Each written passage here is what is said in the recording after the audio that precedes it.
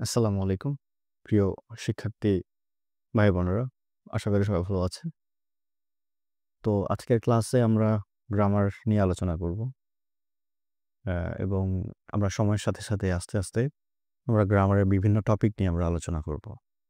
সেটাই প্রত্যেকটা ক্লাস আলাদা, আলাদা টপিকের উপরে হবে। তো তারই ধারাবাহিকতায় আমরা আজকে গ্রামারের খুবই গুরুত্বপূর্ণ একটা টপিক নিয়ে ১ম এ আমরা আলোচনা করছি।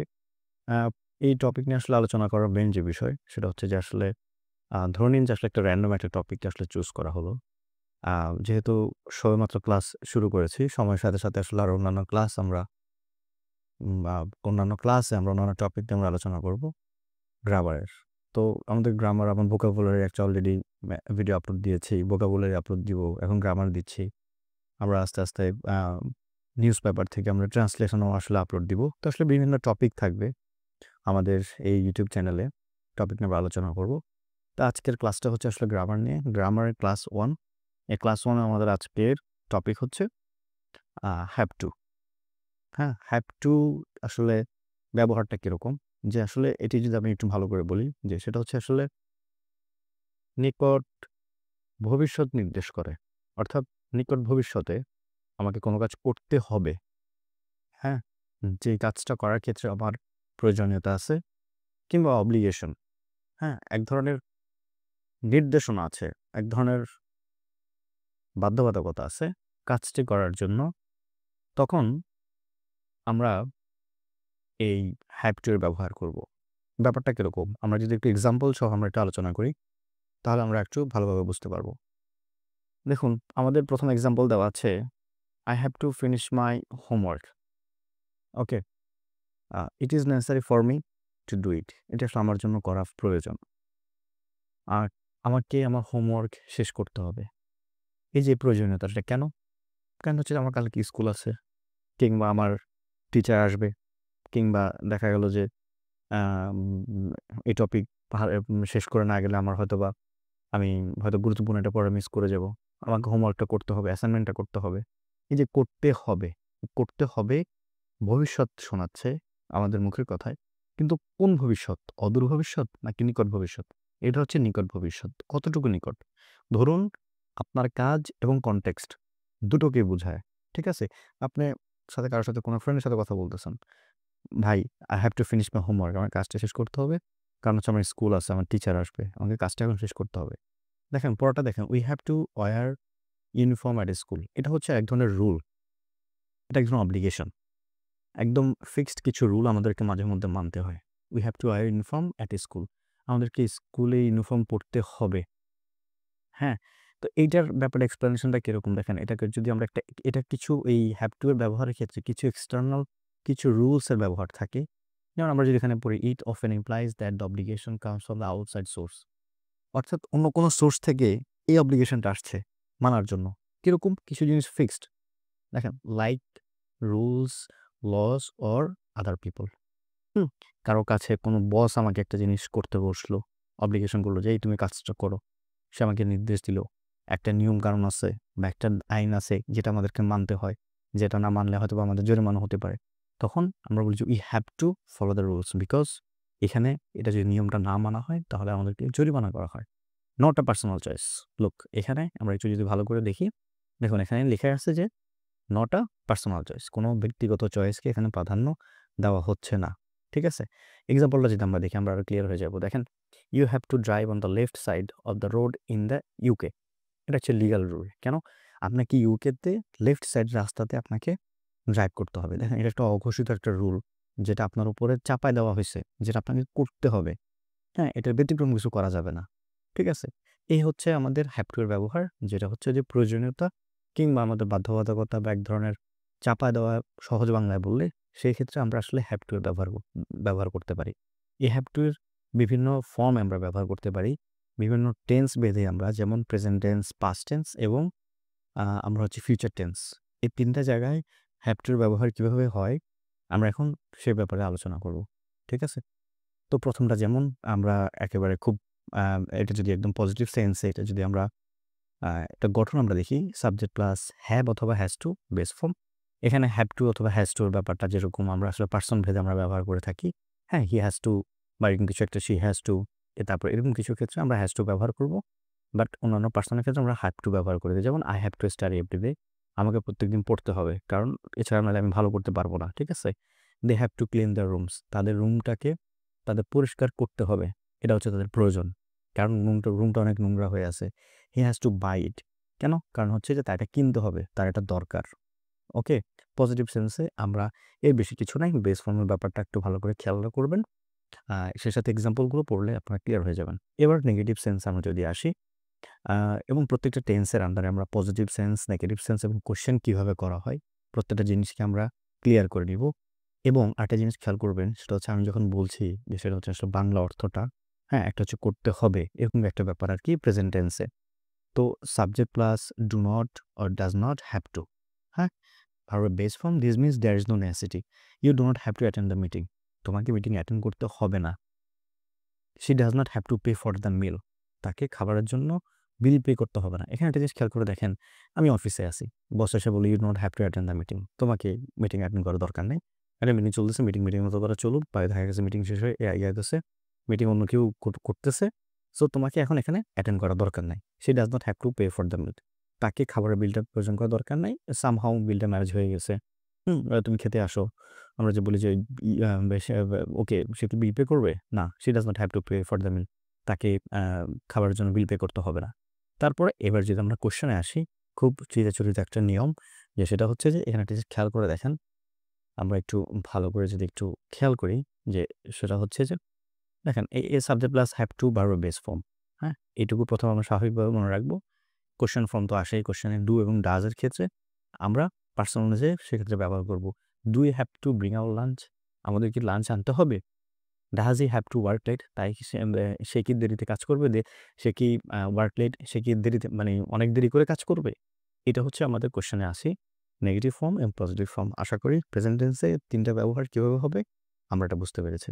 পাস্ট টেন্সের ব্যবহার, পাস্ট টেন্সে এটার ব্যবহার একটু মনোযোগ দিয়ে আমরা দেখব। এক্ষেত্রে অর্থটা একটু ভিন্ন এবং এখানে ব্যবহারের ক্ষেত্রে একটা রুলস একটু বৈচিত্র্যতা আছে। সেটা আসলে আপনারা একটু ভালো করে মনোযোগ দিয়ে দেখবেন। গঠনটা আমরা যদি দেখি subject plus had to base form. আচ্ছা, এখানে বোঝাচ্ছে I had to wake up early yesterday. আমাকে গতকালকে সকাল আমাকে উঠতে হয়েছিল মানে আমাকে করতে হয়েছিল। মানে আমি এটি এড়ায় যাওয়ার সুযোগ ছিল না আমার কাছে। They had to cancel the event. তাদেরকে ইভেন্টটা ক্যানসেল করতে হয়েছিল। মানে তারা ক্যানসেল করে ফেলেছে। আমরা আবার আরেকটাও লিখতে পারি যে আই হ্যাড টু গো। আমাকে যেতে হয়েছিল। হুম? He had to uh leave the village. তাকে গ্রাম ছাড়তে হয়েছিল। He had to cook rice. তাকে ভাত রাঁধতে হয়েছিল।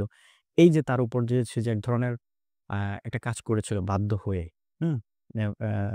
তারপর হচ্ছে গিয়ে অতীতে একটা কাজ করেছিল তাকে, হ্যাঁ? তখন যে হচ্ছে গিয়ে আমরা এখানে হ্যাড টু এর ব্যবহারটা এখানে আমরা আসলে করতে পারি। ঠিক আছে?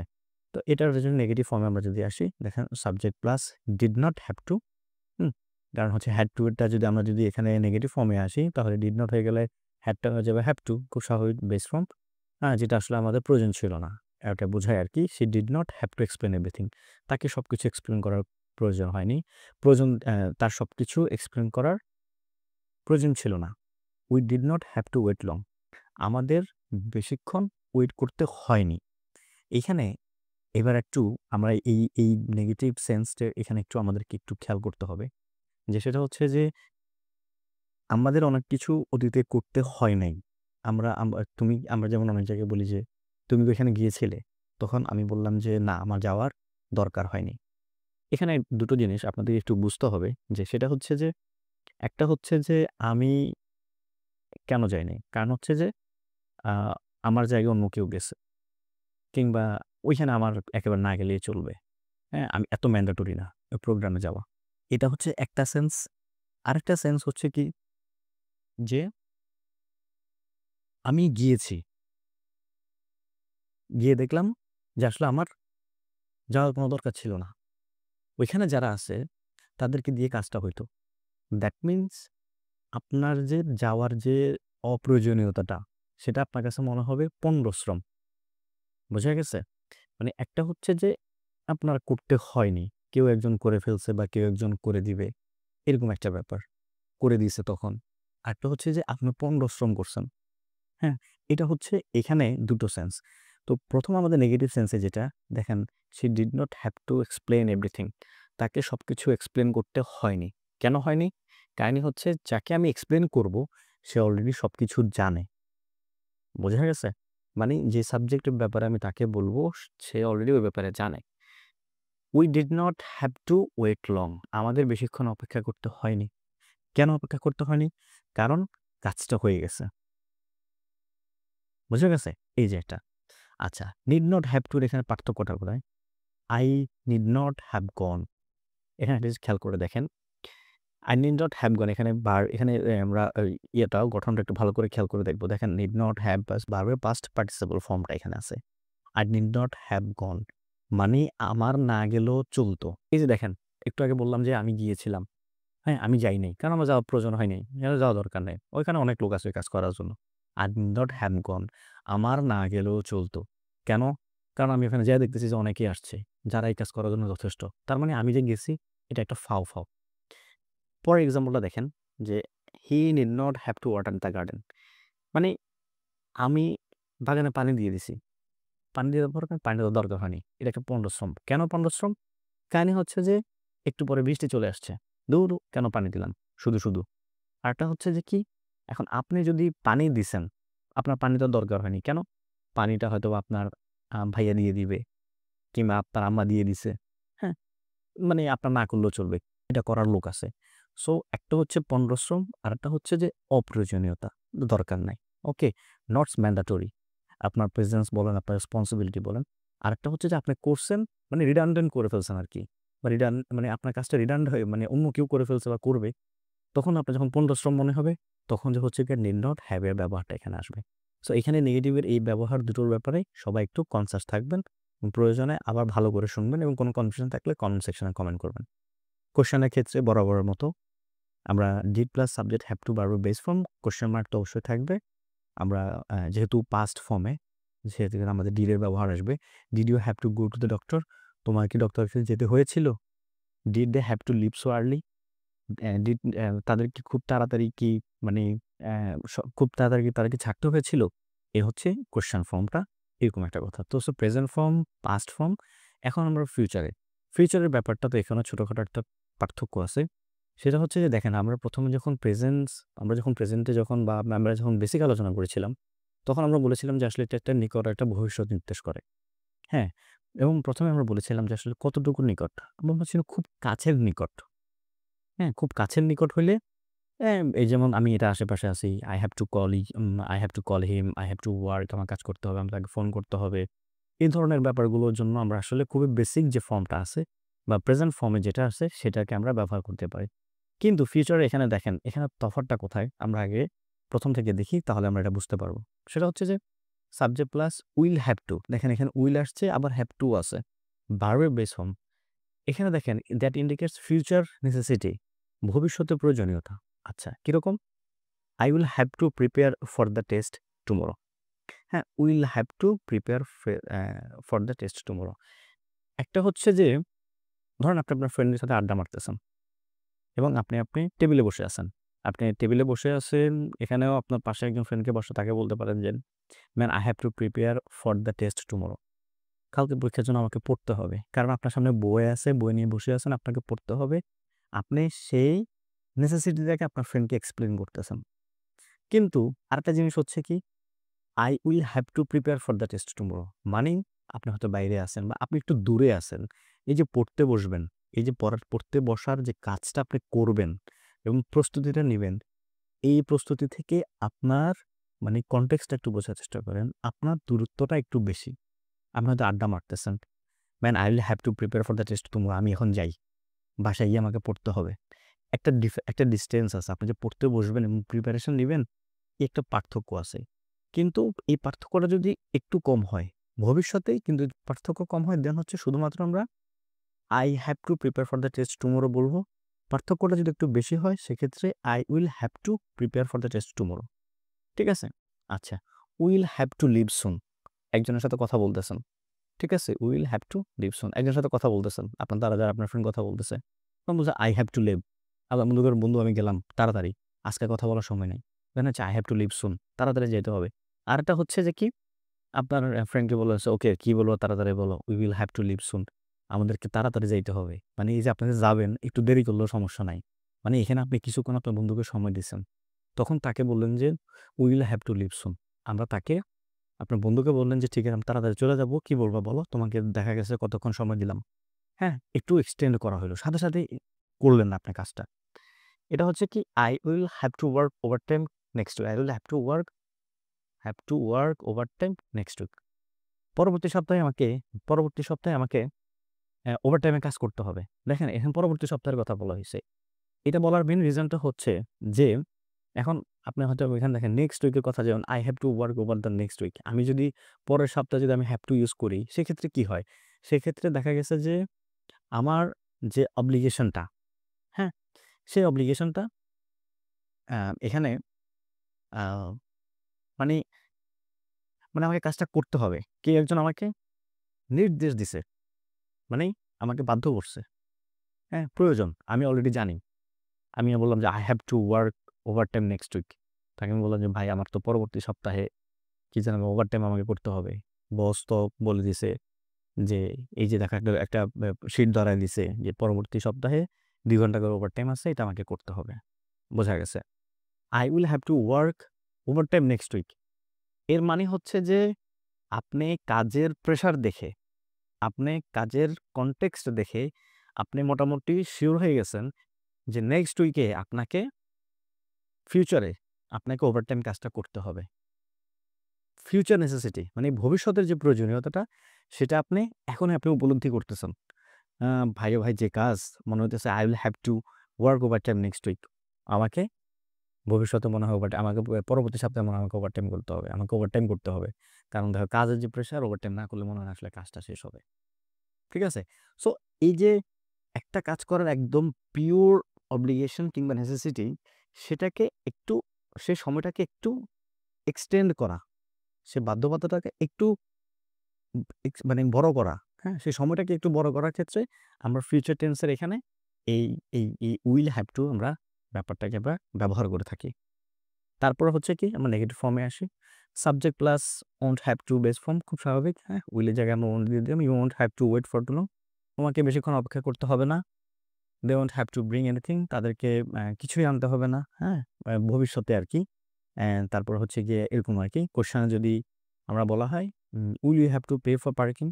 আমাদের কি পার্কিং এর জন্য টাকা দিতে হবে? Will she have to attend the meeting? আমাদের কি মিটিংয়ে অ্যাটেন্ড করতে হবে?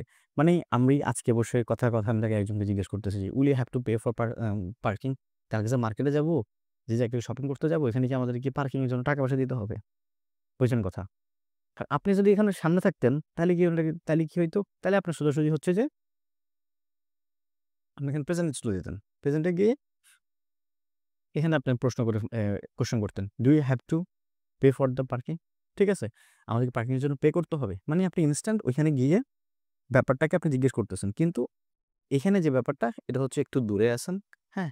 You uh we we have to pay for parking. Will দ্বারা অলরেডি আমরা ভবিষ্যৎ বুঝায় ফেলছি। We have to pay for parking. আমাদের কি পার্কিং এর জন্য পে করতে হবে? এরকম আরকি। দেন হচ্ছে যে will she have to attend the meeting? তার কি মিটিং এ অ্যাটেন্ড করতে হবে? সেক্ষেত্রে আমরা এইখানে এই কোয়েশ্চেনটা আমরা করলাম। ভবিষ্যতের ক্ষেত্রে আরকি। তো ফিউচারের এখানে ছোট একটা তফাৎ আছে। আপনারা দেখলেন যে আসলে টাইম স্প্যান এ একটা তফাৎ আছে। ঠিক আছে? এখানে ফিউচারের যে নেসেসিটি যেটা ভবিষ্যতে কিছু একটা আমাদেরকে করতে হবে। হুম? তারপর হচ্ছে গিয়ে অ্যা ভবিষ্যতে কিছু একটা করার নেসেসিটি অর্থাৎ টাইম স্প্যানটা এখানে একটু বেশি। সেক্ষেত্রে আমরা ফিউচারটা ব্যবহার করলাম।